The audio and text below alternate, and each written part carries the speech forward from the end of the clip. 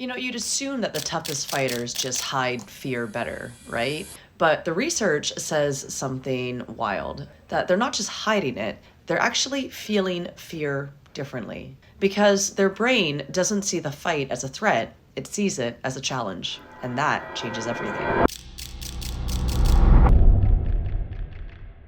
A 2023 study on 194 combat athletes across MMA, boxing, and kickboxing found that those with higher mental toughness had significantly lower levels of pre fight anxiety. And that wasn't just in their heads, like less spiraling thoughts. It was also physically. So they had less racing heart, less tension, and they also showed 21.5% higher self confidence. Same opponent, same stage, just a different internal response. But here's the key, they weren't born that way, they trained it. One powerful tool is called cognitive reappraisal, and that's changing how you interpret the moment. So instead of saying, I'm in danger, it becomes, I'm being tested. And that kind of mental reframe sets off a different chain reaction in your body. Yes, the stress hormones like cortisol, they still spike, but the mentally tough use that activation as fuel,